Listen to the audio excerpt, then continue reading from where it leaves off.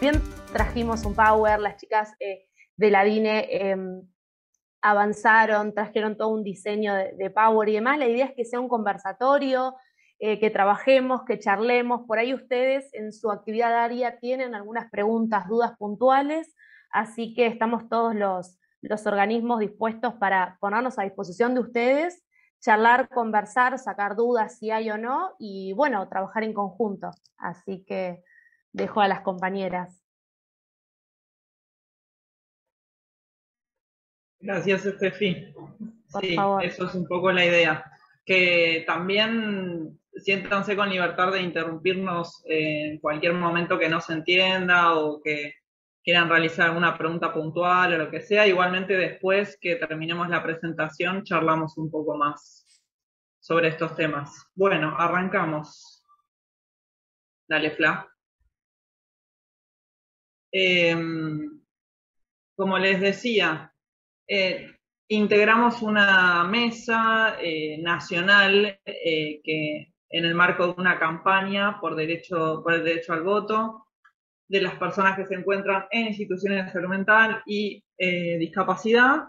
Y como decía Ana, hay distintos integrantes de esta mesa. Está la Secretaría de Derechos Humanos, está la Dirección Nacional de Salud Mental y Adicciones del Ministerio de Salud, también INADI, la Dirección Nacional Electoral, la Unidad de Letrados y Secretaría Ejecutiva del órgano de Revisión Nacional de Salud Mental y, por supuesto, la Agencia Nacional de Discapacidad.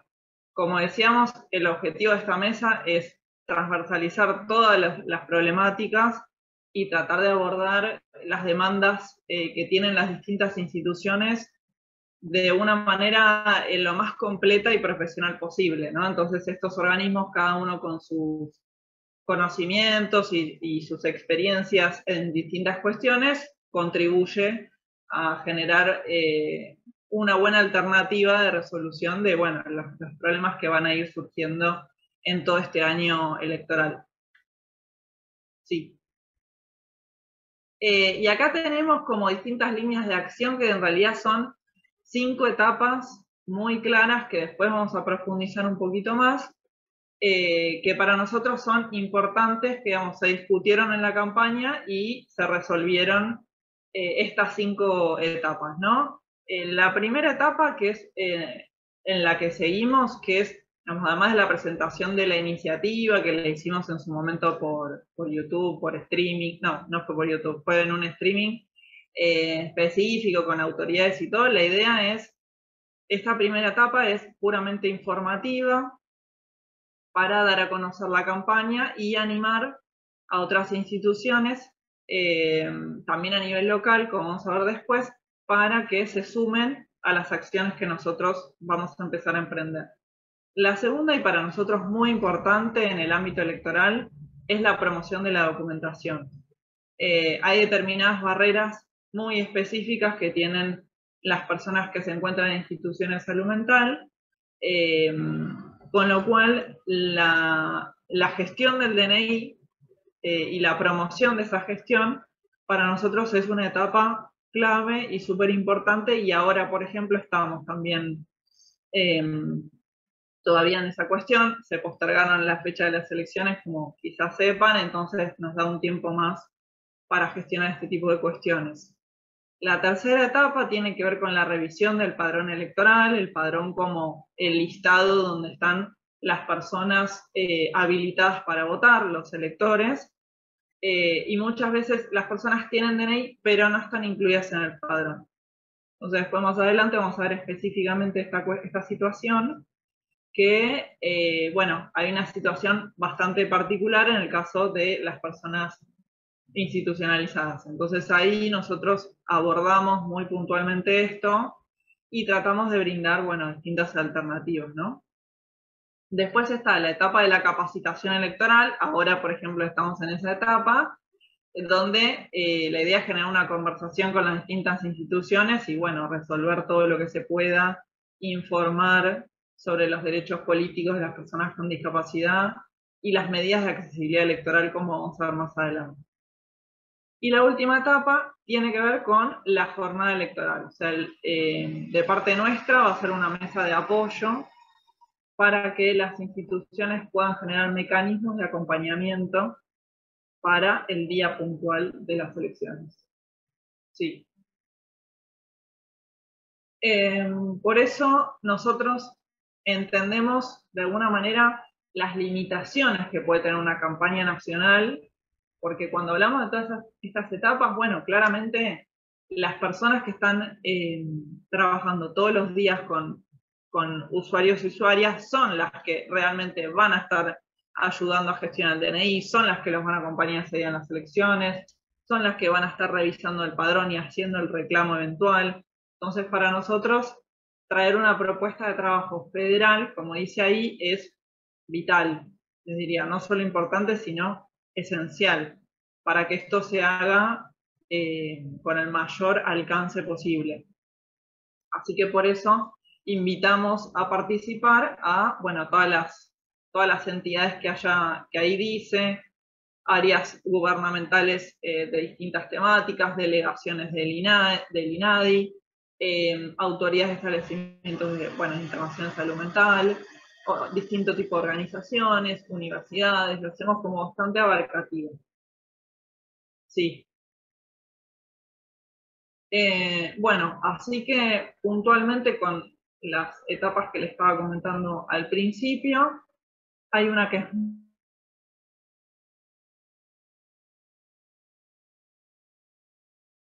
¿Se cortó? ¿Puede ser el audio? ¿O solo a mí? Sí, se cortó acá también, no la escuchamos. Se cortó. A ver. Sofi, ¿nos escuchás? se Se quedó congelada, Sofi. Si no, avanzamos. Bueno, sí, continúo con la tarea compañera. Buenos días, ya buenas tardes. Mi nombre es Flavia, soy compañera de Sofía en la Dirección Nacional Electoral.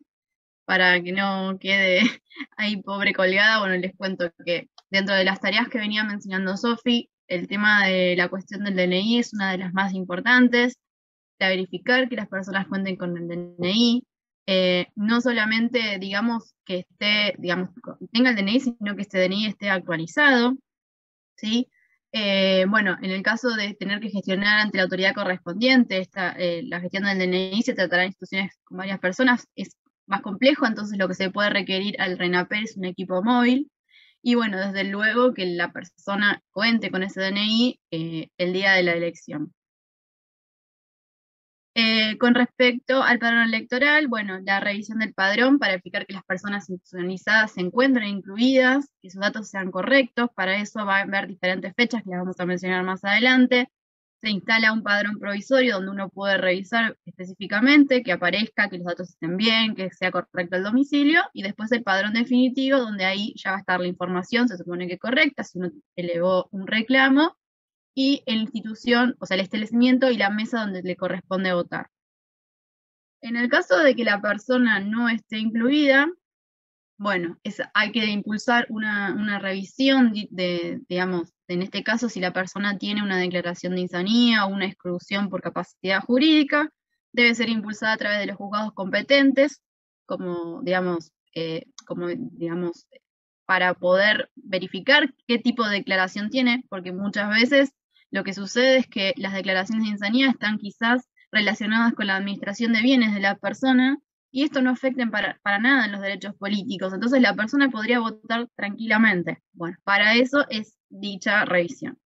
Y desde ya, en este caso, buscar apoyo de las juradurías, las defensorías públicas de cada distrito y los centros de acceso a la justicia para facilitar la gestión. Aguárdenme que tengo gente para admitir. Y ahí está, perfecto. Bien. A ver.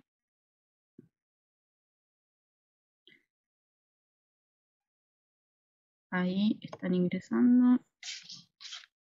Bueno, con respecto a la formación electoral, la idea, creo que ahí volvió Sofi, no sé si quiere continuar ella. Como quieras. Perdón, de repente Dale. no es que pueda poquito. De repente desaparecí. Bueno, quedé acá, en la formación electoral. Bien, perfecto. Sí, bueno, efectivamente esa es la instancia en la que estamos, ¿no? De alguna manera desarrollar talleres de información en las instituciones con la asistencia de acompañamiento de la mesa. Obviamente toda esta información que nosotros después les vamos a compartir, la idea es que después ustedes y los organismos e instituciones que participen de esta mesa transmitan esos conocimientos con nuestra asistencia, pero que los transmitan en sus propias entidades y así generar este paso de información, que es información pública, pero a veces cuesta de alguna manera que sea más accesible y más universal para todos y todas. Entonces, esta mesa es como una especie de vehículo para que esa información llegue al destino correcto, ¿no? Y después, como decíamos, la etapa durante los comicios tiene que ver con, bueno, organizar determinados dispositivos de acompañamiento, eventual traslado, dependiendo de la distancia que tenemos con los establecimientos de votación, para que sea efectiva la votación ese día, ¿no? Y después nosotros, bueno, vamos a comentar las medidas incluso de accesibilidad electoral que hay dentro de los establecimientos, para facilitar un poco la votación. Por supuesto, siempre hay más demandas y siempre hay más por hacer, desde ya que eso es así, nunca es suficiente, pero bueno, necesitamos saber con qué contamos el día de las elecciones, para por lo menos ejercer nuestros derechos políticos.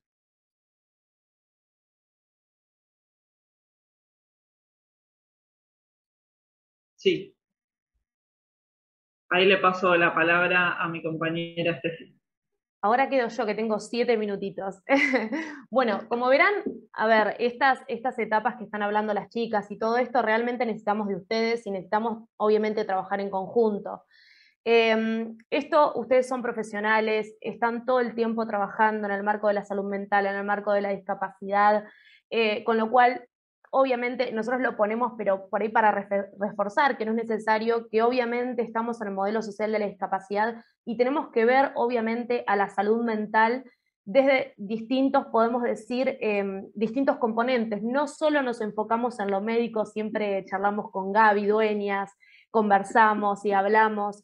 No tenemos que enfocar siempre en la parte, obviamente, médica de la persona, sino la salud mental está compuesta por distintos componentes sociales, culturales, que obviamente crean o consiste o se determina la salud mental.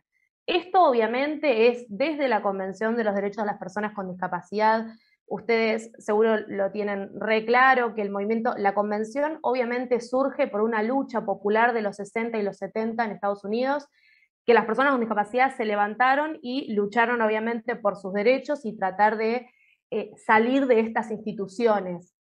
Hoy estamos en el modelo social de discapacidad, pero no por completo. Ustedes lo saben, tenemos todavía distintos resabios del modelo médico rehabilitador y por eso tenemos que tratar con esta campaña entre todos, porque todos somos obviamente actores de esto, tratar de avanzar, obviamente, para que todas las personas puedan votar. La concepción hoy de capacidad, por ahí si podemos avanzar a la otra filmina, es otra. Todavía siguen presunciones, les pasará a ustedes que verán que tienen personas que no tienen DNI, personas que tienen sentencias. Yo como abogada he visto sentencias que dice se restringe la capacidad total. Y empiezan cruces que siempre lo vemos, bueno, con Gaby desde la psicología, con los chicos, las trabajadoras sociales y demás, y empezamos a ver cómo una persona tiene cruces de lo que puede hacer, no puede hacer, pero no hay un fundamento por ahí interdisciplinario. Seguro ustedes en sus espacios trabajan interdisciplinariamente y esto es lo que se debe hacer. Hoy no puede haber una sentencia que restrinja completamente la capacidad de todas las personas y sin fundamento alguno. Hoy tenemos la concepción de que la capacidad es la regla, ¿no? Y por excepción es la incapacidad. Y tenemos que trabajar, siempre decimos desde Andis, y siempre lo reforzamos, en esta cuestión de los apoyos que tienen que tener las personas con discapacidad o las personas usuarias de salud mental. Y bueno, ahí las chicas pasaron 2 filminas, yo siempre me voy del Power, me gusta charlar. Y hoy la capacidad jurídica la tenemos establecida no solamente en la Convención de los Derechos de las Personas con Discapacidad, sino también en la Ley de Salud Mental y en el Código Civil. Tenemos 3 normas, tanto nacionales como internacionales, con jerarquía constitucional, que presumen la capacidad de la persona. Por ello, a ver, la regla es que todos pueden votar. Eso es importante que lo sepamos, y por eso, entre todos los organismos, nos preocupamos por luchar para que esto llegue. Obviamente necesitamos de ustedes, porque ustedes son por ahí los que saben si esa persona no tiene el DNI, o por ahí ustedes se van a dar una mano, con el perdón de la vulgaridad de la palabra, en llevarlos o llevarles a votar ese día. Ustedes realmente por ahí saben si esa persona tiene una sentencia que le restringe completamente la capacidad y hay que revisarla. Por eso es importante esto, que sepamos, que recalquemos que la capacidad jurídica se presume y que tenemos estas 3 normativas que establecen, ¿no?, esta presunción de la capacidad. Y cada sentencia judicial, cada 3 años, hay que revisarla. ¿Por qué? Porque por ahí la persona hoy tiene una restricción de una capacidad en una determinada cosa, por ejemplo, los bienes, en su administración en los bienes, y capaz que dentro de 3 años no. Ustedes obviamente lo verán como las personas van cambiando en su salud, en su vida social, cultural y demás. Por eso esto es muy importante. Y bueno, está la otra filmina que habla de la observación general del comité. El Comité de las Naciones Unidas saca observaciones generales que hablan sobre ciertos derechos de la Convención. Y la observación general y en las observaciones finales del Estado argentino, el artículo 48 establece que el Estado argentino debe revisar y modificar el Código Electoral, ¿no? Todavía, ustedes saben, tenemos diversas normativas desde el plano jurídico que quedaron con otras concepciones a las que tenemos hoy en día. Por eso es importante tomar cualquier tipo de normativa siempre a la luz de la Convención de las Personas con Discapacidad o de aquellos usuarios u usuarias de salud mental que no son personas con discapacidad, a la luz de la Ley Nacional de Salud Mental. Y bueno, no sé, voy el paso a mi compañera Gise, pero me van diciendo, interrumpiendo, como quieran. Steffi, Dime, porque se sumó gente que si se llega a contar sí. volvemos a entrar. Dale, sí. Porque se sumó gente que no escuchó esto. Ah, buenísimo, sí, nos queda un minutito, volvemos a entrar al mismo link. Bueno, en este minutito y medio que me queda, voy a hablarles de las barreras en el proceso electoral, las cuales van apareciendo en todas las etapas de dicho proceso, y es importante poder identificarlas, ¿sí? Bueno, una de las más importantes y la que más tiene que ver, digamos, con el objetivo de la campaña, está relacionada con lo normativo y jurídico, ¿sí? El Código Nacional Electoral, en su artículo 3, inciso A, lo que tiene es la cuestión de quiénes están excluidos del padrón, por ende no pueden votar. Bueno, dentro de esas restricciones está la de la capacidad jurídica de las personas con discapacidad. Por eso la importancia de saber que hay que revisar el padrón, y en el caso de que la persona esté excluida por una insanía, por una declaración jurada, etcétera, hacer dicha revisión. Y otra, por ejemplo, Herrera, es la acordada número 27 del 2015, que implementó la Cámara Nacional Electoral. Desde la DINI somos fieles, digamos, no la solemos mencionar, porque creemos que, digamos, va en contra de todo lo que venimos pregonando. En esta acordada, la Cámara lo que hizo fue establecer que todas las secretarías electorales hagan una exclusión de aquellas personas que tengan certificado único de discapacidad del registro de infractores al voto. Sabemos que por un lado esta acordada es como una herramienta para aquellas personas, todas estas barreras, en el caso de las personas que se encuentran en instituciones de salud mental y discapacidad, se incrementan, ya sea del acceso a la información electoral y la participación política, el acceso al DNI, y la participación en el día de las elecciones, que como mencionaba Sofi, también es una complejidad, primero porque pueden encontrarse lejos del lugar donde tienen que votar, porque requieren autorizaciones o algún tipo de gestión administrativa para poder hacerlo, Y además que no todos tienen movilidad o no pueden movilizarse de forma autónoma y necesitan ser acompañados. Esos son como los 3 puntos principales que como barrera más complejos.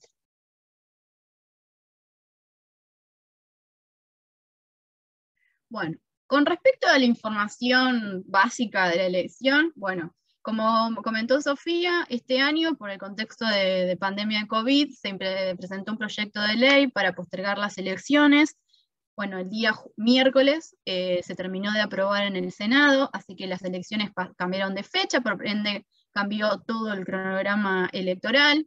Las elecciones PASO van a ser el 12 de septiembre, donde se van a elegir a los precandidatos y precandidatas para competir en las elecciones generales, y el 14 de noviembre aquellos candidatos a diputados y senadores nacionales que hayan obtenido el 1,5% de los votos van a poder competir por dichos cargos. ¿Qué se vota? Bueno, a nivel nacional son 127 diputados nacionales y 24 senadores provinciales, bueno, en las provincias que figuran acá abajo, que son Catamarca, Chubut, Córdoba, Corrientes, La Pampa, Mendoza, Santa Fe y Tucumán. Allí se renuevan esos cargos. Con respecto al día de la votación, bueno, ¿cuáles son las sugerencias que hace la mesa con respecto a esto? ¿Cuáles serían como las herramientas más importantes a tener en cuenta? Bueno, conformar un equipo de trabajo o designar una persona para trabajar las temáticas electorales con los usuarios y las usuarias, implementar como una mesa de consulta en la institución donde tengan acceso a la computadora para poder registrar el padrón, medios audiovisuales, la consulta permanente de los spots, las campañas.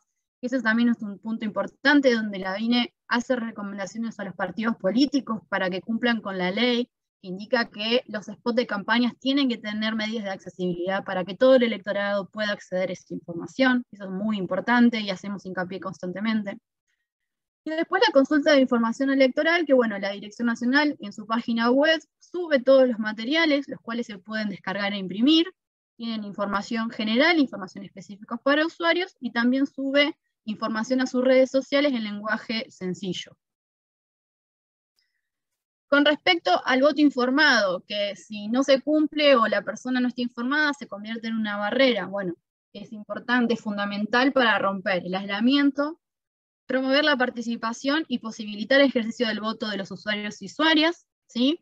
Así que como las preguntas que se dan son las más importantes: ¿cuándo voto? La fecha de elecciones, 12 de septiembre y 14 de noviembre. ¿Dónde voto? Para registrar, buscar en el padrón el establecimiento, el número de mesa, y principalmente que los datos que aparecen en el padrón sean los correctos. ¿Qué se vota? Los cargos públicos, en este caso 127 diputados nacionales, 24 senadores, la oferta electoral, quiénes son los candidatos, cuáles son las propuestas de los partidos. Eso también es información, porque no es ir a votar por ir a votar, es ir a votar informado, sabiendo que se va a votar, y cuáles son las ideas de los partidos que más, digamos, tienen que ver con lo que nosotros queremos como para nuestro país. ¿Qué medidas de apoyo existen? Que eso lo va a comentar mi compañera más adelante, que van a hacer que esas barreras no se conviertan en obstáculos inamovibles, y dónde se puede buscar esa información electoral. Sobre el voto. Bueno, la Constitución Nacional plantea que el voto es universal, igual, secreto y obligatorio. Tenemos que tener como herramienta el documento, el cual se vota con el que figura en el padrón o una versión posterior. Es decir, si yo tengo un DNI celeste, no puedo votar con el verde, siempre con uno posterior a ese. Hay que aclarar, la constancia de emisión del voto no sirve para votar, tampoco el comprobante por el extravío o robo, y la medida nueva que implementó el RENAPER, no sé si la conocen, que es el DNI insular, tampoco es válido para votar, ¿sí? Esa información es importante porque después, si uno va a votar y no está en el padrón, la autoridad de mesa no te puede agregar el padrón a mano, nadie puede ser agregado al padrón. Con respecto a las consultas del padrón, bueno, con el cambio de, digamos, de cronograma, los plazos se modificaron, ¿sí? Las consultas al padrón hay dos formas, una es en la página del padrón, bueno, acá no lo pusimos, pero es www.padrón.gov.ar con B larga, o telefónicamente, después le vamos a pasar igual los datos al 0800-999-7237. Tenemos la consulta al padrón provisorio, que es para verificar efectivamente que nuestros datos sean correctos, que esté bien el domicilio, que el DNI esté actualizado, que es hasta el 12 de junio. y luego la instalación del padrón definitivo, que se va a hacer del 3 al 23 de agosto. En el caso de que tengamos alguna dificultad, por ejemplo, no esté actualizado nuestro domicilio, bueno, los reclamos se hacen en la Cámara Nacional Electoral, en la misma página de consulta hay un botón donde uno puede realizar el reclamo y se sigue de forma digital, por correo electrónico o por los teléfonos que figuran. Como dije, es importante realizar los reclamos en los plazos porque luego después nadie puede ser agregado al padrón, ¿sí? Si uno va a votar y no está, no lo van a dejar votar, ¿sí? Y bueno, debajo tienen los mails de la mesa y del equipo de la DINE para cualquier tipo de consulta o inquietud que quieran consultar. Con respecto a las declaraciones de incapacidad y insanía, bueno, ¿qué pasa si no estoy en el padrón? Que eso es lo más importante. Bueno, hay que hacer un reclamo en la Secretaría Electoral correspondiente del distrito donde el usuario o la usuaria reside para consultar el motivo por el que está excluido. Y nuevamente le pasamos los datos de contacto para el asesoramiento de los usuarios en el caso de que tengan que realizar una revisión. Bueno, los centros de acceso a la justicia, las defensorías del pueblo de las jurisdicciones, los órganos de revisión son quienes van a asistir a todos los electores, a los equipos de salud que requieran información sobre este tema. Bueno, le doy la palabra a mi compañera Gisela sobre las medidas para el día del proceso. Gracias, Flavia. Bueno, buenas tardes a todos, toda la gente de Cañuelas y como decía, bueno, acá las compañeras, un placer que se puedan sumar, incorporar y trabajar de manera local, ¿sí? Esta temática tan importante en torno, bueno, a la salud mental y a discapacidad. Así que, bueno, continuando un poco con la exposición, que también aprovecho para decirles que se queden tranquilos, que le vamos a facilitar toda la información, ¿sí? Para que esté clara, ¿sí? Para que puedan hacer nuevas consultas, ¿sí? Para que puedan trabajarlo, ¿sí? A todo esto de manera local. Ustedes son los que más conocen cómo es la situación en el lugar de trabajo, ¿sí? Qué redes tienen, con qué personal cuentan, ¿sí? Los destinatarios, las destinatarias, ¿sí? Bueno, de las medidas y de toda la campaña, ¿no? Así que, bueno, eso quédense tranquilas, ¿sí? Bueno, ahora lo que yo les voy a comentar van a ser las medidas, ¿sí? Que nosotros encontramos ya en el día de la votación, ¿sí? Son aquellas medidas que nosotros tenemos en el establecimiento de votación para ir, digamos, facilitando, promoviendo que las personas con algún tipo de discapacidad o limitación puedan votar, ¿sí? Recién mis compañeras decían, ¿no? Bueno, sí, el proceso electoral cuentan con barreras que nosotros en todo el proceso, ¿no? Vamos detectando y tratando de identificar para, bueno, que poder derribar esas barreras. Bueno, el día de la votación nos encontramos con algunas barreras que, bueno, que algunas las conocemos, ¿no? Y otras que no nos damos cuenta quizás, pero se terminan constituyendo como barreras, ¿sí? Entonces, estas medidas de accesibilidad para el día de la votación están diseñadas especialmente, ¿no? Para personas con algún tipo de discapacidad. Podemos hablar de discapacidad, bueno, motriz, sensorial, ¿sí? Intelectual, ¿sí? Las que sean visibles o no visibles, le decimos también, ¿no? Limitaciones también de otros tipos, no sé, una persona que tiene un esguince quizás, ¿no? Que no puede subir una escalera, ¿no? Por eso también estas medidas son de accesibilidad pensadas en función de lo que nosotros promovemos también, que es el diseño universal, ¿no? Son medidas de apoyo también y pensadas para eso, ¿no? Y también van destinadas en este sentido también para personas adultas mayores o personas gestantes, ¿sí? Así que también el conocer estas medidas nos ayuda no solamente para, digamos, el fin que tiene esta campaña, sino también para poder promover estas medidas, ¿sí? Para que las personas puedan saber que cuentan con estas herramientas si se encuentran en algunas de estas situaciones. Entonces, acá hay algo que hay que decir, ¿sí? El día de la votación, en el establecimiento de votación, hay diversos actores, entre los cuales creo que la más importante termina siendo justamente la autoridad de mesa, ¿no? Bueno, a las autoridades de mesas, esta información, cuando la justicia electoral selecciona a las personas que van a cumplir ese rol, se les da una capacitación de todo el proceso electoral, de lo que tienen que hacer, y de ahí se les habla de estas medidas, ¿sí? A veces puede pasar que la persona en ese momento, como faltó la persona que estaba destinada a ser autoridad de mesa, se puso a otro elector en ese lugar y por ahí no sabe si... entonces, es muy importante que cada uno de los votantes pueda saber que estas medidas están, ¿sí? Por si la capacitación a la autoridad de mesa falla, sí que suele pasar, pero bueno, es bueno también que esta información esté disponible para todos. Por eso hablábamos también recién, como decía Flavia, del voto informado, ¿sí? También es contar con este tipo de herramientas, ¿sí? Bueno, la primera medida que vamos a hablar es el cuarto oscuro accesible, ¿sí? O COA, ¿sí? Que es un cuarto oscuro que siempre está armado de una forma muy cercana al ingreso del establecimiento de votación. Puede ser un cuarto oscuro que sea solamente cualquier otra votación, ¿sí?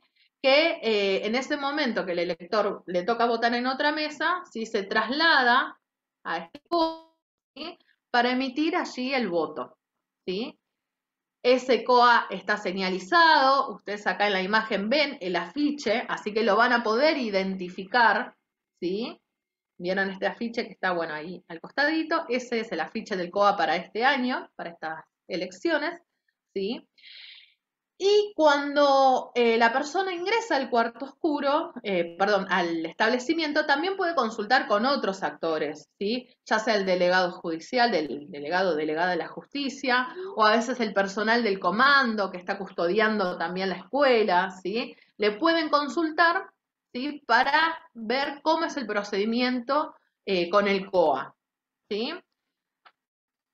Esto es algo importante también. El COA está disponible siempre en todo establecimiento de votación, ¿sí? Está disponible bajo esta acordada que dictó la Cámara Nacional Electoral, que es la 77/2011, ¿sí?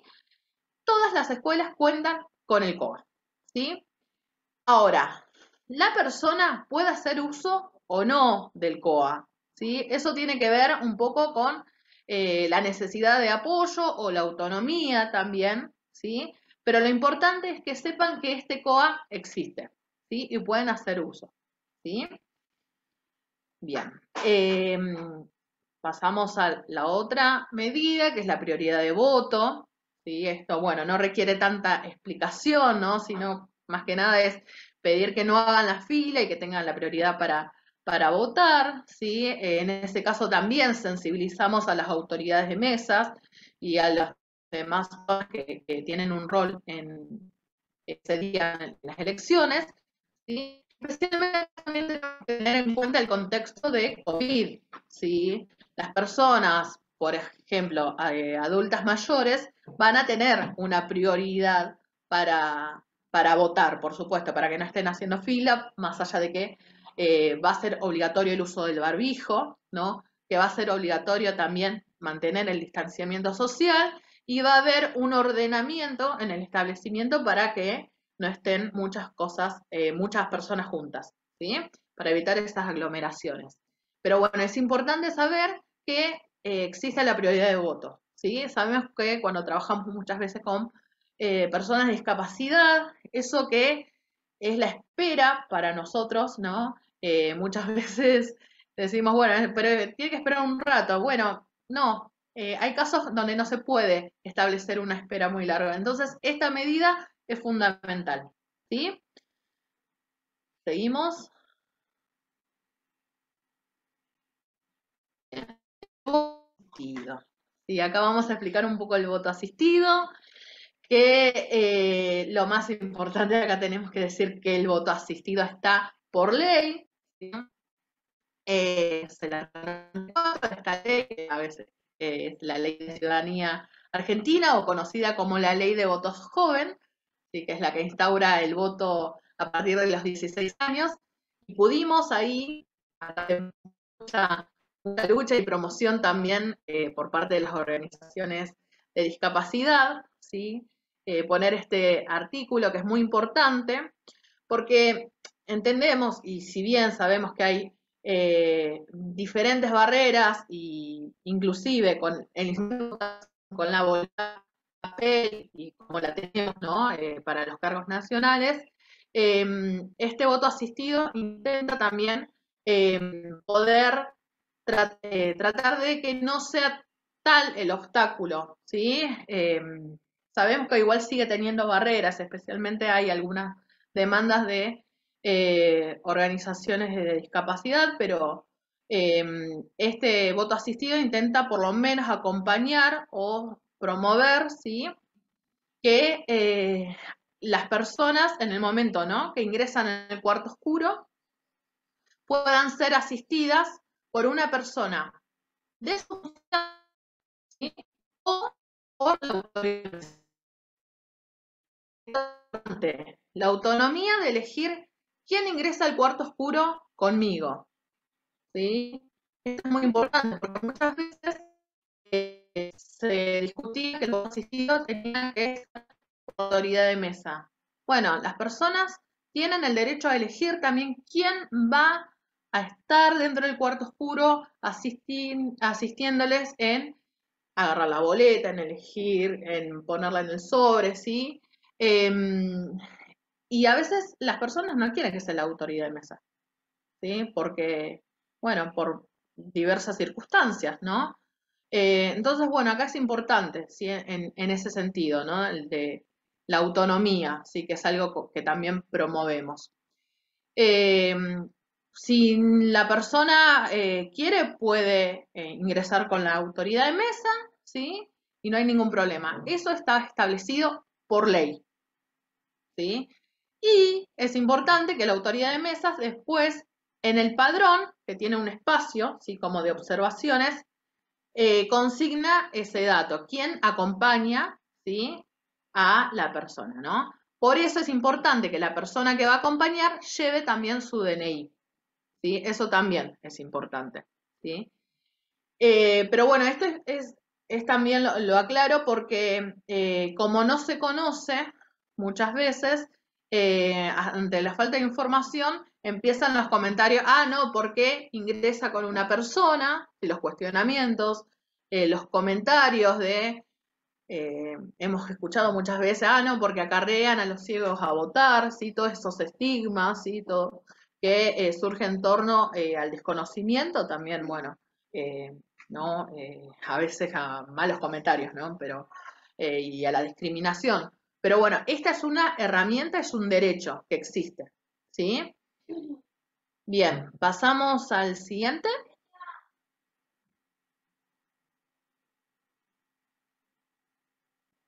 Bueno, las personas que tienen un perro de asistencia pueden ingresar, ¿sí? movilizarse en el establecimiento, ¿sí? y inclusive en el cuarto oscuro. ¿Sí? Pueden ingresar con el perro de asistencia, esto está por la ley, ¿sí? que saben que en cualquier lugar, esto no es meramente electoral, ¿sí? sino que las personas que requieran del perro de asistencia pueden ingresar en cualquier lugar, ¿sí? con su acompañamiento. Y la otra medida, ¿sí? es la asistencia para la firma del padrón. Hay un dispositivo que se llama plantilla guía, ¿sí? que tiene en el medio, ¿sí? un cuadradito que se ubica justamente, ¿sí? ese cuadradito, donde la persona tiene que firmar en el padrón, ¿sí? Eso es más que nada para personas con discapacidad visual o a veces que con alguna dificultad con la motricidad fina, ¿sí? Se le ubica ese relieve ahí, ¿sí? Y la persona firma, ¿sí? Si la persona no sabe firmar, no puede firmar, lo firma la autoridad de mesa y lo deja consignado, ¿sí? en ese espacio de observaciones, ¿sí? pero esto también es importante. Y otra cosa importante también es respetar los tiempos, ¿sí?, de la persona cuando va a votar, ¿sí? Porque muchas veces pasa también que los fiscales apuran o los mismos electores que están en la fila están esperando. Bueno, hay que respetar a la persona que está votando, ¿sí? Esto también es importante, ¿sí? Así que bueno, esta plantilla guía, recuerden que también va a estar en la mesa, ¿sí?, como una medida de apoyo, ¿sí? Bien. Bueno, esto es importante, sí, como tomar estas notas, ¿no? En el establecimiento de votación siempre se encuentra el delegado o la delegada judicial, ¿sí? Y el comando, ¿sí?, que es el que se encarga del custodio y del orden ahí en el establecimiento, ¿sí? Pueden prestar asistencia, si ustedes lo requieren, si ustedes necesitan, ¿sí?, pueden pedirle asistencia a ellos, ¿sí? Todos están capacitados, reciben de parte de la Dirección Nacional Electoral un material donde se les informa acerca de las medidas, ¿sí? Después, lo que siempre recomendamos, esto es fundamental. Si hay algún inconveniente que no puede ser solucionado en ese momento, ¿sí? Por ejemplo, no sé, alguna autoridad de mesa que no siguió el procedimiento de voto asistido, por ejemplo, ¿sí? Tienen que tomar nota, ¿sí? Anoten siempre, guarden, ¿no?, el nombre del establecimiento, del delegado que estaba a cargo de ese establecimiento y los datos de la mesa y de la autoridad de mesa. ¿Por qué? Porque nosotros después hacemos un relevamiento, siempre la idea es hacer un relevamiento de esos reclamos y después enviarlo a la justicia electoral de cada distrito. Porque esa es la forma también que ellos vean los inconvenientes con los que se encuentran las y los votantes, ¿sí? Y que puedan reforzar la capacitación de autoridad de mesa, que se pueda reforzar todo lo que es la información que sale en los medios, o también que eso después les pueda llegar al Poder Legislativo en caso de que se haga algún tipo de reforma normativa, ¿sí?, que piensen también en las barreras que a veces suceden, que muchas veces son, no sé, barreras más que nada de, como decía Flavia, barreras sociales por ahí. ¿Sí? A veces con más capacitación, con formación, con sensibilización, pero a veces son barreras normativas, ¿sí? Entonces, todos estos relevamientos terminan siendo insumos después para hacer los reclamos, ¿sí?, y para que se puedan pensar a posteriori del proceso electoral, ¿sí?, nuevas medidas o reforzar las que ya están, ¿sí? Bueno, y esto, ¿no? Siempre acá nosotros estamos, ¿sí?, en la Dirección Nacional Electoral, ¿sí?, el equipo de inclusión, estamos a disposición también para asistirlos en la medida que podemos, ¿sí? Después también para saber, ¿no?, ser parte de estos reclamos que ustedes van encontrando el día de la votación, ¿sí? Bueno.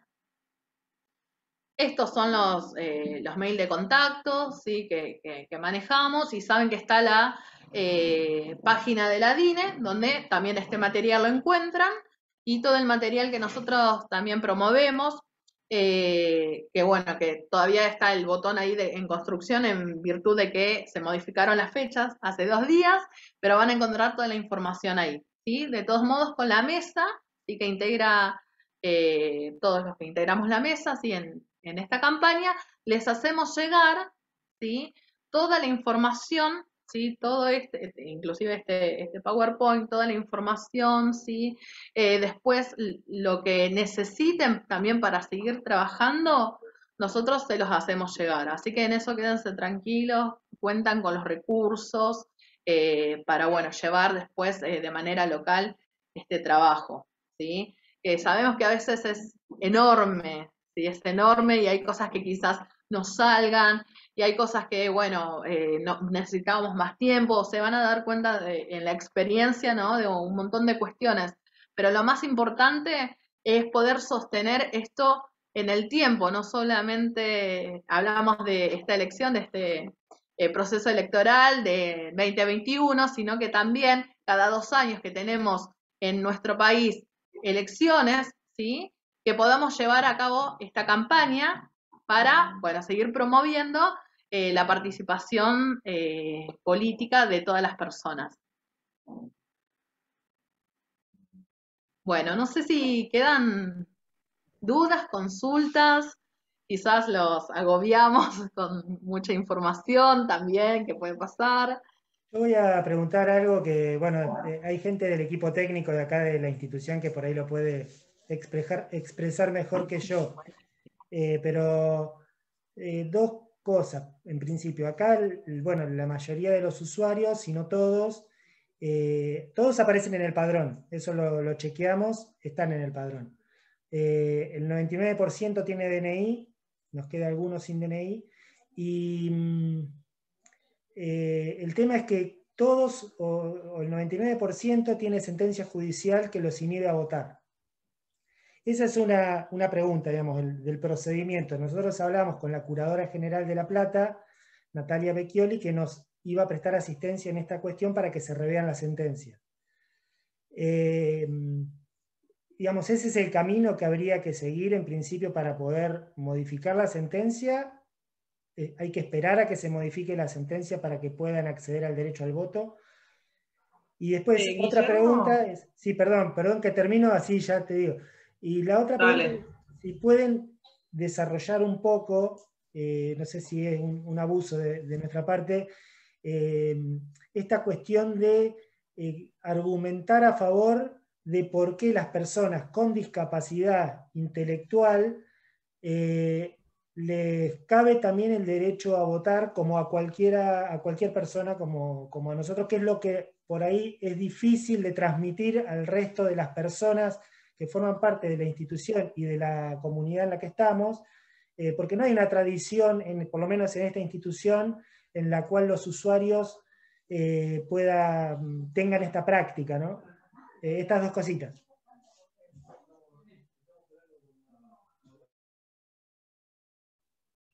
Sí, la primera pregunta, me quedé ahí pensando un poco. Ustedes dicen que todas las personas, o casi todas las personas usuarias en esa institución están en el padrón. O sea, ustedes revisaron el padrón y están. Cualquier persona con o sin discapacidad que esté en el padrón, vota. No importa que tenga declaración de insanía o de incapacidad. Cualquier persona que esté incluida en el padrón tiene el derecho y la obligación de votar porque está considerada como elector o electora. Entonces, no conozco obviamente la situación particular de cada una de las personas, pero puede ser, nos ha pasado que una persona tenga declaración de insanía, pero esa declaración no la inhabilita para votar puntualmente, o sea, la puede inhabilitar para otras cosas, administración de bienes, etc. Pero para votar no la inhabilita. Con lo cual, incluso mejor, o sea, acá están en el padrón, ya está, son electores.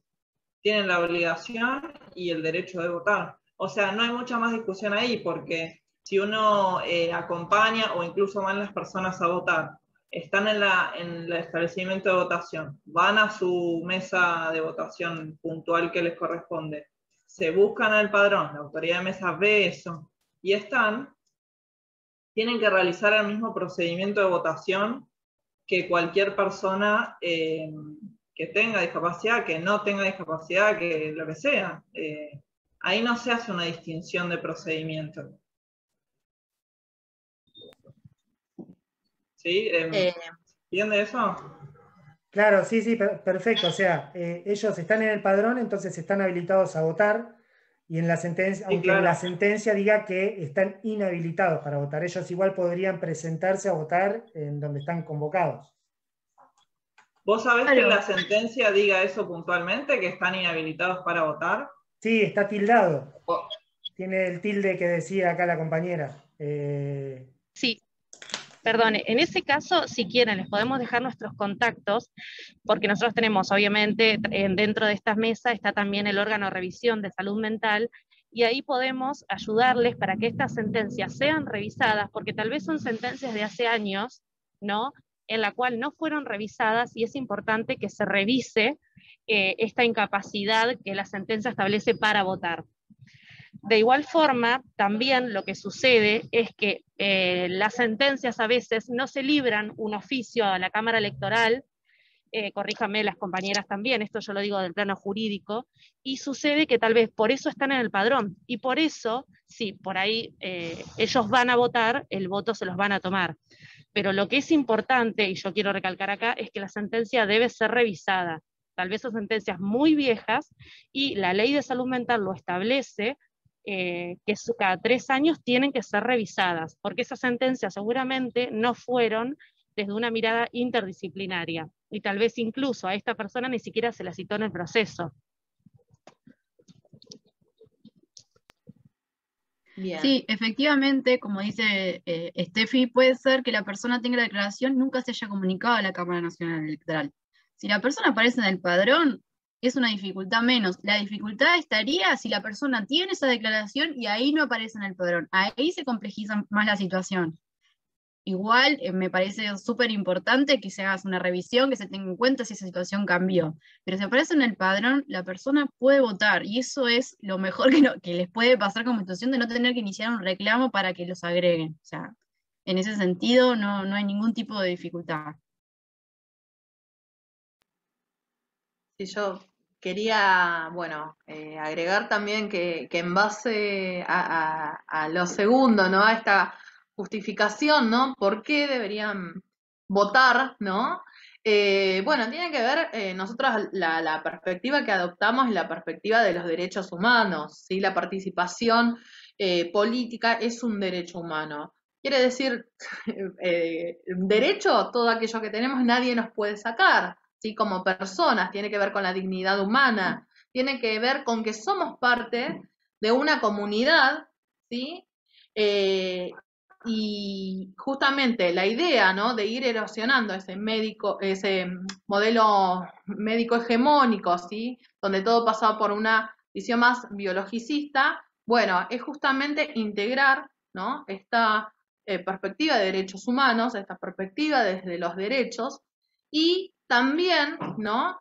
Tratar de que se rompa esa barrera también cultural, ¿no? De decir, bueno, no, el voto es descalificado. ¿Por qué? Que un poco pasa, bueno, hasta tuvimos que esperar un par de décadas más, ¿no? Para que las mujeres podamos ser incorporadas, pero a las mujeres también se nos excluía en términos de capacidad de el ejercicio de los derechos políticos, como votantes, pero también para poder ser elegidas, ¿sí? La participación política no era una actividad de las mujeres. Después también en términos de edad, ¿sí? Cuando se debatió la ley de voto joven en el año 2011-2012, ¿sí? Se decía muchas veces, bueno, no, pero ¿por qué? Si no tienen capacidad. Los chicos de 16 años no les interesa la política, ¿sí? Siempre está como esa idea de que hay otro que es más calificado y que tiene la posibilidad, bueno, justamente de votar, ¿sí? No, acá tiene que ver con la dignidad humana, ¿sí? Entonces, bueno, esto es importante como poder transmitirlo justamente para ir trabajando en esta barrera cultural, ¿no? Y entiendo que es difícil a veces, ¿sí? Y se avanza muy de a poquito, por eso decía que también es importante establecer que esta campaña, lo poquito que podamos hacer, lo poquito, en chiquitito, es muy, muy importante, es muy significativo. Desde que empezamos esta campaña, llevan 10 años, ¿sí? de trabajo, ¿sí? Son pocas elecciones, no mucho, y bueno, y la verdad que cada año que lo vamos haciendo, creo que es una satisfacción también, ¿no? Porque por lo menos se va sosteniendo, ¿sí? Y es algo que se va instalando, y la promoción de los derechos es algo que no tiene que ir para atrás, ¿sí? No tiene que caer, ¿sí? Tenemos que ir siempre para adelante en este sentido, ¿sí? Sí, a mí me gustaría sumar que además la legislación nacional e internacional nos respalda. La Convención en su artículo 29 habla de la participación política de las personas con discapacidad. El Estado argentino tomó compromiso a tomarla como una ley, la cual hoy tiene jerarquía constitucional, o sea que no, legislativamente no hay barreras para que esto no suceda. Por eso siempre es importante que cuando nosotros, por ejemplo, hablamos de las medidas que parecen pequeños detalles en todo el tema del que es el proceso, las personas y los equipos de salud en este caso sepan que esa medida, ya sea tan mínima como una plantilla guía, está respaldada por una ley, y la persona lo puede exigir, que puede decir, no, bueno, yo tengo derecho a esto porque está en la ley, en tal artículo. O sea, eso también es votar informado y tener herramientas para que el día de la elección nadie le pueda impedir ese derecho. No sé si alguna quiere agregar algo más.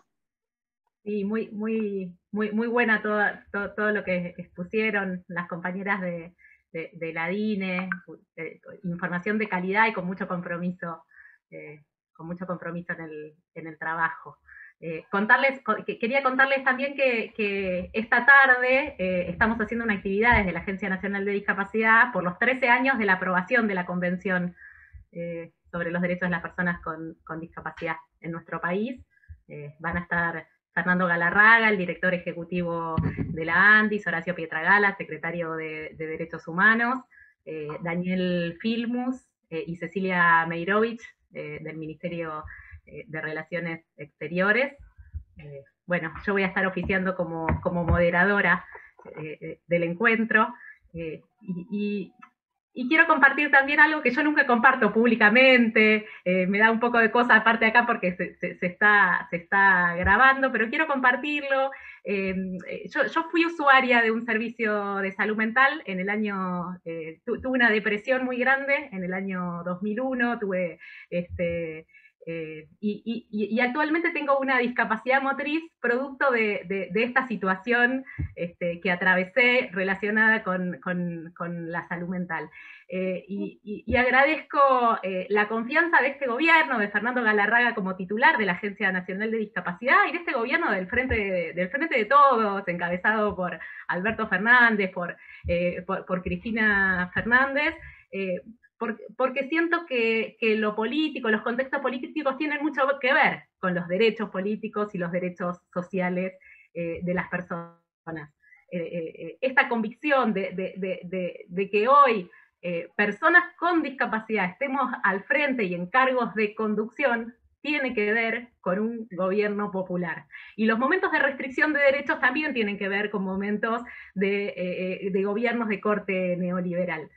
Así que celebro esta mesa, para mí es un orgullo formar parte de esta mesa y que estemos preocupadas y preocupados por articular entre compañeros y compañeras de distintos organismos públicos con ustedes, que están en la dirección del hospital y que son profesionales del hospital, con los compañeros y compañeras de Cañuelas. Realmente es muy importante, y lo digo como usuaria, no quiero ahondar en mi historia personal, pero se imaginarán que es una historia, recuerdo en el momento que pasé de haber estado internada en un espacio de salud mental, yo recuerdo sentir que la etiqueta que se me iba a poner en la frente iba a ser tal que no iba a poder desarrollar otras actividades, que no iba a poder volver a desarrollar mi vida profesional, siendo que tenía estudios, siempre había tenido estudios, había sido destacada, digamos, fue algo que a mí me atravesaba, me importaba desarrollar una carrera, tanto en lo académico, en la universidad pública, estudié en una escuela, siempre le presté mucha atención y sentía que la etiqueta iba a ser tan grande que no me iba a poder desarrollar. Entonces esto de los derechos políticos es tan importante, y lo digo lo digo con mucha convicción personal y política, lo quería compartir. Gracias. Quería agregar algo, si puedo, que tiene que ver con todo esto que se está diciendo, y es que esta campaña también es una oportunidad, como dice Ana, para llevar adelante nuestra lucha, nuestra batalla cultural, ¿no? Que tracciona la Convención de Derechos de las Personas con Discapacidad y la Ley Nacional de Salud Mental. En la ley se dice claramente que las problemáticas en salud mental no son asuntos particulares de algunos individuos, sino que son problemáticas que nos atañen a todos y a todas, ¿sí? O sea, poniendo el acento en las determinaciones de carácter comunitario. Eso es uno de los lemas de la ley de salud mental. Los problemas no son individuales, como nos quiere hacer creer el neoliberalismo, ¿no? De los particulares, privatizar todo, sino que tienen que ver con la comunidad. Y lo segundo, que la ley es muy clara en relación a esto, cuando dice que no se puede partir de la presunción de discapacidad ante problemáticas en el campo de la salud mental. No se puede partir de una priori de discapacidad o incapacidad, de modo que toda esta campaña se está impulsando la revisión de estas sentencias de insanía, que en algún momento por ahí, transitoriamente, hizo que algún sujeto estuviera declarado insano o que no estuviera en condiciones, pero que fue transitorio, porque nosotros pensamos a la salud mental como algo del orden de lo dinámico y de lo complejo, ¿no?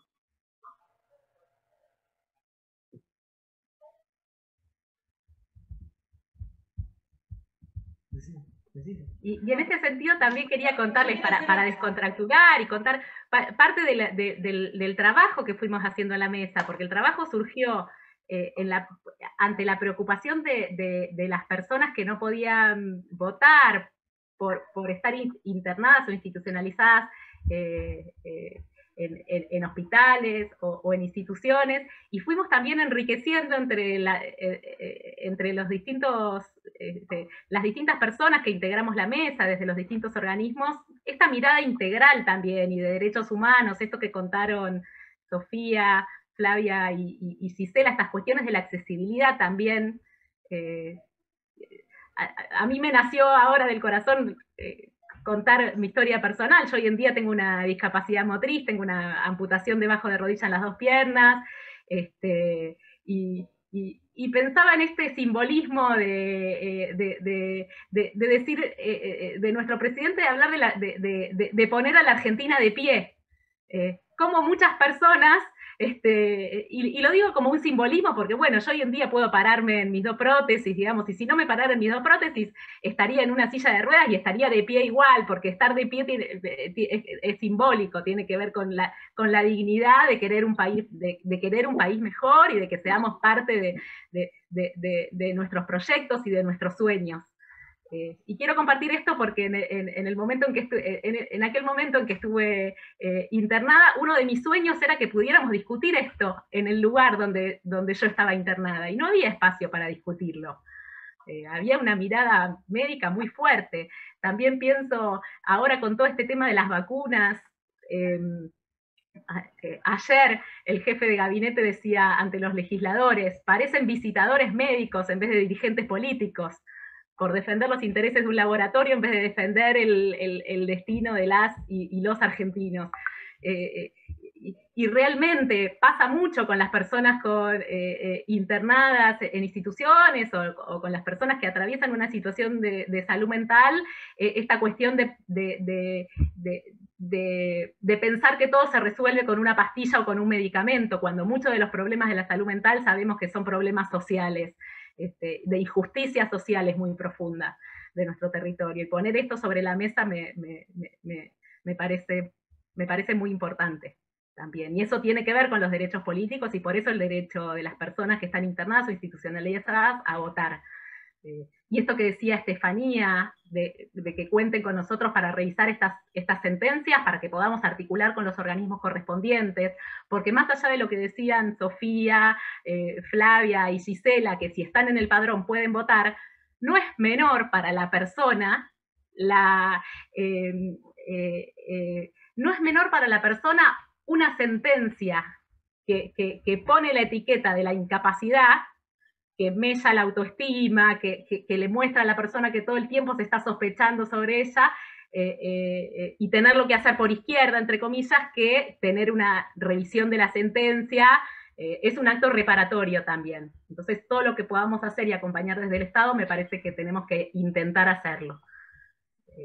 Y estamos trabajando mucho realmente. Acá tenemos preguntas. Desde la mesa.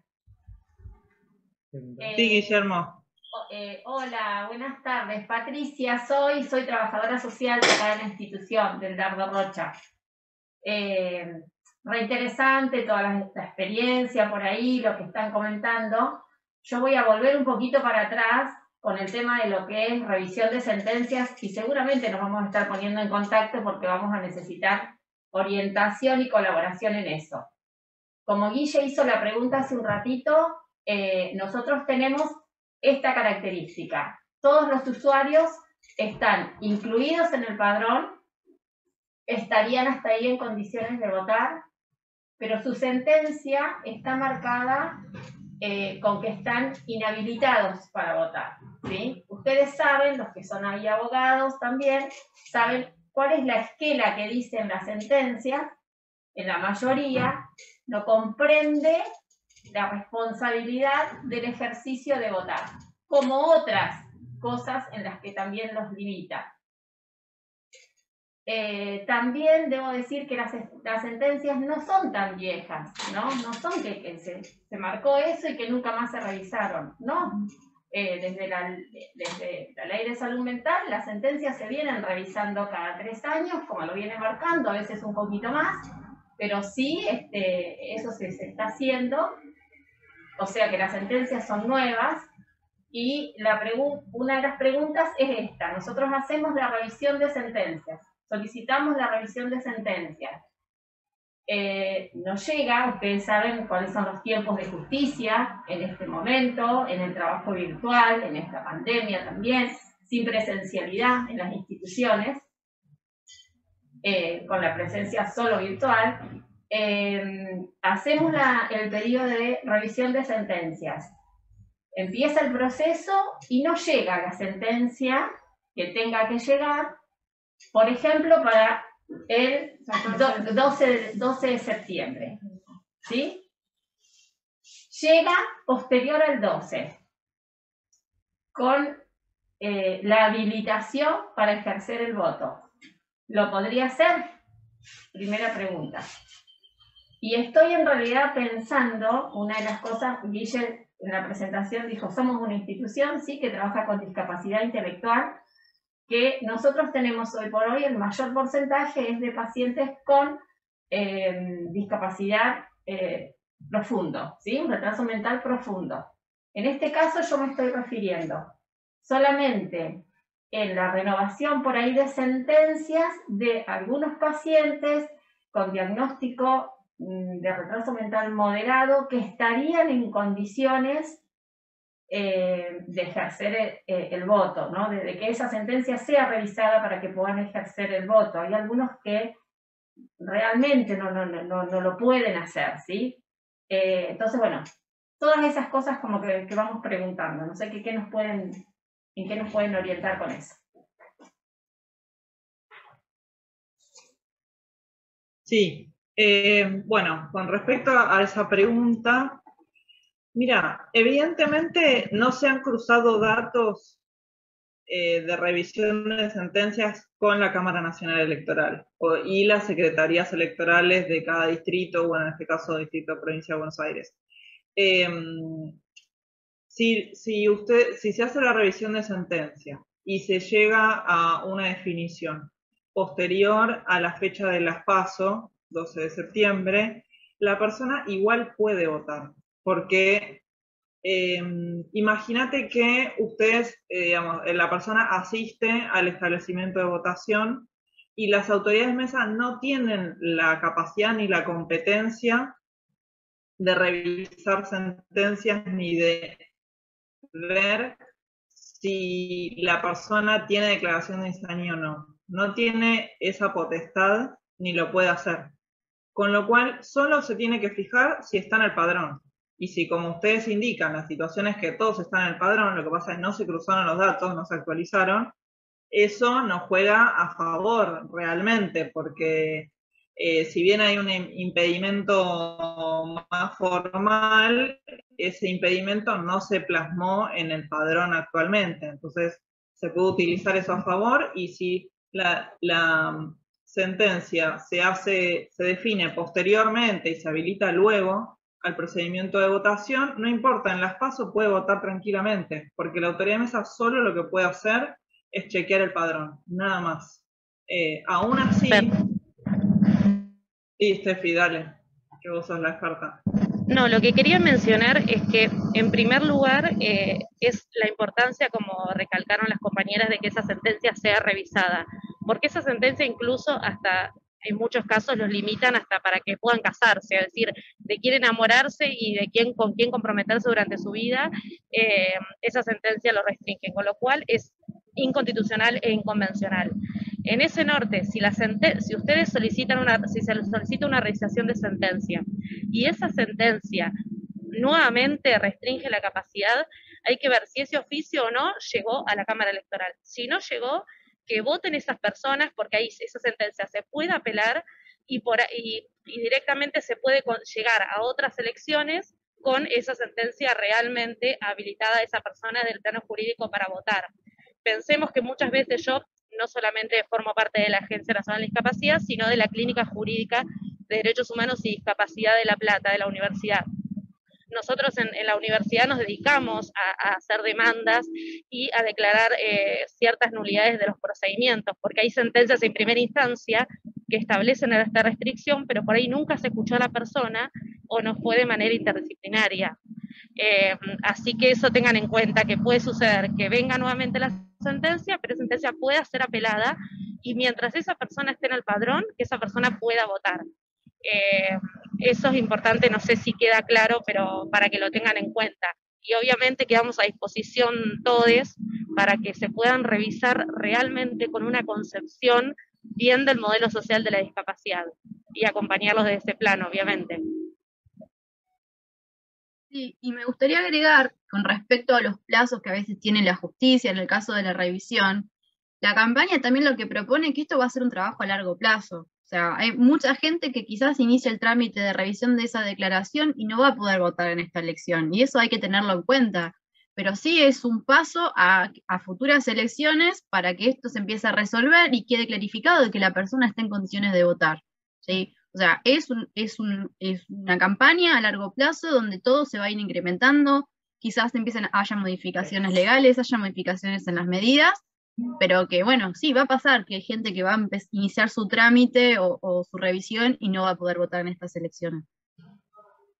Yo quería hacer una consulta, una consultita más. Como decía Patricia, acá, bueno, muchos de los usuarios, no sé si la mitad por ahí, tienen discapacidad intelectual, están rotulados de profundos.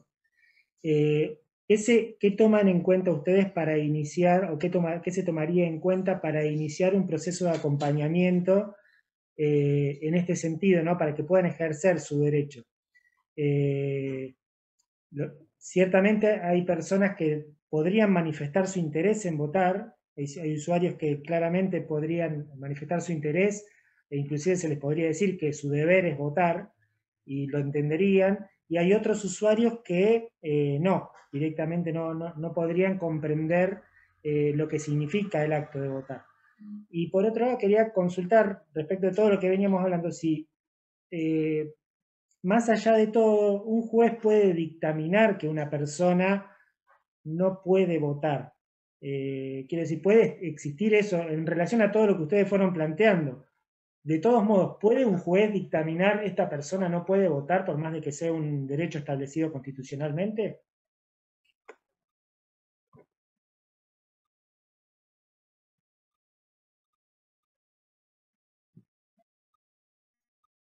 Sí. Bueno, en línea un poco con lo que se planteó acá, ustedes son las personas que más conocen a las personas usuarias de esta institución, y desde ya nosotras venimos a sumar toda la información correspondiente, necesaria, de apoyo que les pueda servir para promover el derecho al voto, ¿no? Ahora, esto que vos decís es cierto, o sea, puede ser que dependiendo de la complejidad en la discapacidad, no me quiero meter en temas tan técnicos que no manejo tanto, puede ser que ustedes evalúen la situación y digan, no, esta persona no va a poder votar. Por eso nosotros, y bueno, está bien también hacer ese diagnóstico para saber hasta qué punto se puede acompañar o no a la persona, pero nosotros, de alguna manera, para llegar a esa conclusión, lo que promovemos un poco en una de las filminas decía era, bueno, plantear algún clima de alguna manera electoral y político en la institución para empezar a informar a las personas de que hay elecciones, de que se eligen candidatos. Es decir, como para, incluso una de las filminas decía como hacer como una mesa de alguna manera de información para que sean, bueno, si la información no, si ellos no van a la información va a la institución de alguna manera, la información electoral. Entonces todo ese clima como de promoción del derecho político, bueno, puede incentivar a alguno que no estaba con el interés de votar, o uno piense que por ahí no iba a querer votar o no le iba a interesar, por ahí se despierta ese determinado interés. Pero bueno, realmente nosotros... Cierro la oración y te dejo, Gaby. Nosotros brindamos, digamos, la posibilidad de que ustedes acompañen en la medida, obviamente, que sabemos que hay limitaciones y que hay limitaciones de traslado y que hay limitaciones de personal, digamos, de salud incluso, pero desde ya venimos a establecer que, digamos, es un derecho y en la medida que se pueda, se debe hacer. Sí. Sí, no, yo lo que quería decir que bueno, estas problemáticas que están planteando son complejas, como lo es complejo toda la realidad en general y todas las problemáticas humanas en general. Y el marco legal, normativo, internacional y nacional en el que nos estamos amparando a partir de este gobierno nacional con el que hoy contamos, es un marco que se apoya en la complejidad, en el paradigma de un pensamiento complejo y que a partir de ahí nos convoca un trabajo interdisciplinario. Es decir, así como veníamos de un modelo médico hegemónico, ¿sí? Tampoco se trata ahora de pasar a un modelo jurídico hegemónico. ¿Qué quiero decir con esto? Que en la revisión de las sentencias se supone el juez, que no es un perito en salud, se supone, digo, porque a veces vieron, por ejemplo, no hace mucho un fallo de la Corte parecía un fallo de especialistas en epidemiología y en realidad eran jueces, o sea, de formación abogados, no médicos, y menos epidemiólogos. Pero se supone que un juez tiene que, antes de tomar una medida, hacer los peritajes correspondientes, es decir, evaluar la situación apelando al trabajo interdisciplinario.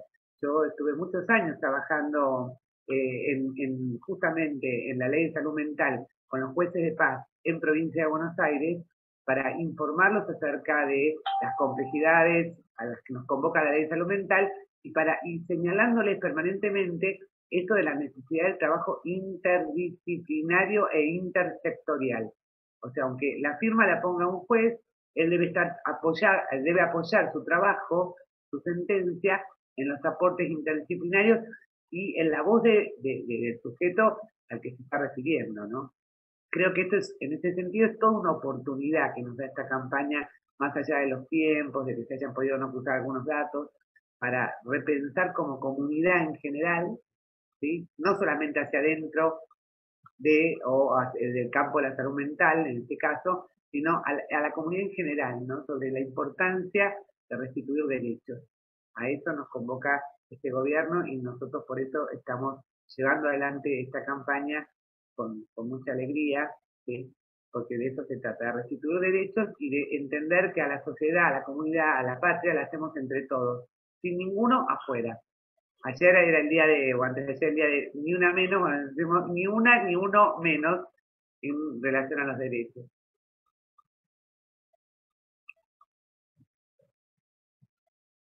¿Hay alguna otra consulta?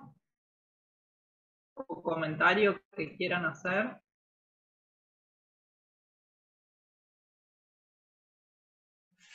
No, bueno, por mi parte, acá estábamos hablando con las chicas, nos pudieron evacuar bastantes dudas. Seguramente van a surgir muchas más mientras trabajemos en el caso por caso, porque acá hay usuarios de toda la provincia de Buenos Aires y dependientes de juzgados diferentes, y seguramente tendrán criterios diferentes también de emisión de sentencia. Así que nosotros, por lo pronto, la línea desde la conducción del hospital es trabajar en pos de garantizar este derecho, y después nos apoyamos siempre, como decía Gabriela, en el equipo técnico, que es el que conoce a todos los usuarios, porque también hace muchísimo tiempo que están acá, y bueno, y también nos apoyamos mucho en lo que ellos emiten como criterio.